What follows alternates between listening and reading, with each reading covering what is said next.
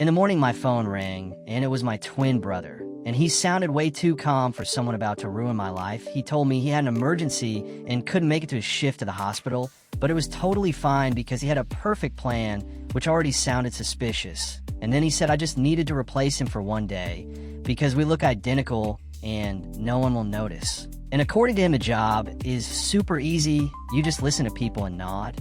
And for some reason, I agreed. Even though my entire medical background is reading medication labels twice just to make sure nothing sounds dangerous. And about 20 minutes later, I was standing at the hospital entrance wearing his white coat, his ID badge, and the confidence of a man who absolutely should not be there. While he added, if anything happens, just Google it or call me. Actually, don't call me. I'll be busy, which was incredibly reassuring. The first problem started immediately because I grabbed the wrong locker and ended up with the right coat, but the wrong shoes, something that looked more like hospital slippers from a completely different department.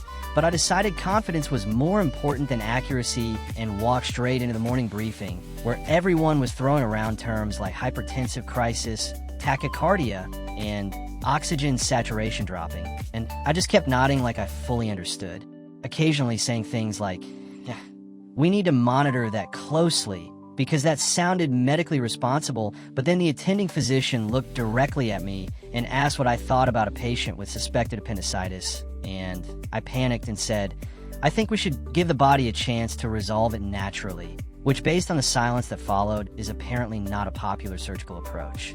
Once the actual work started, they handed me a stethoscope, and I immediately stepped aside and called my brother because I wasn't entirely sure which way it was supposed to go.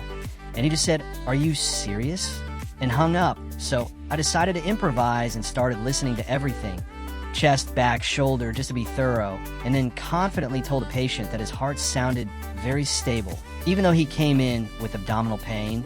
Then I tried to take blood pressure, but wrapped the cuff over his sleeve and pumped it way too much until he started asking if his insurance would cover whatever I was doing. And I just wrote down something like, within normal range, because it felt like a safe answer.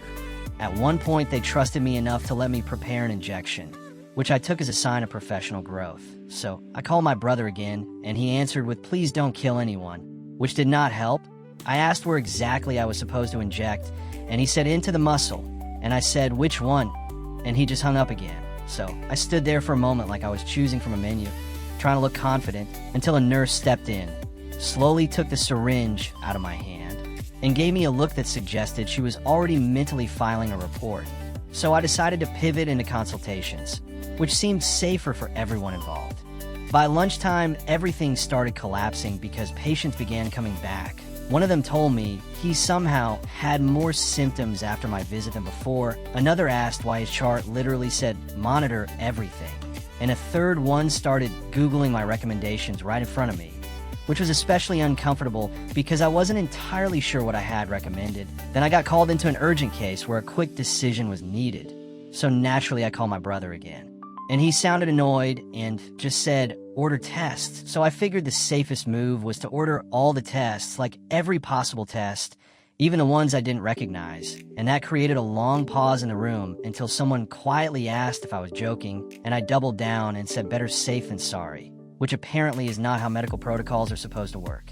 At some point, I tried diagnosing a patient based purely on how the word sounded, because gastritis felt like it matched stomach pain, but then I accidentally said gastro something, probably, and the patient started asking follow-up questions, and I responded with things like, "We need to observe how it develops," which worked right up until he asked what exactly we were observing. And that's when I tried calling my brother again, but this time he didn't pick up, and I realized I was completely on my own. By the evening, they gathered everyone for a case review, and I tried to look as professional as possible. But as soon as they started going over my patients, it became clear that my medical approach was slightly different from standard practice, mainly because I relied heavily on what I called intuitive diagnostics and universal recommendations. And when they asked why I wrote possibly everything in multiple charts, I said I didn't want to limit the options, and then one of the doctors,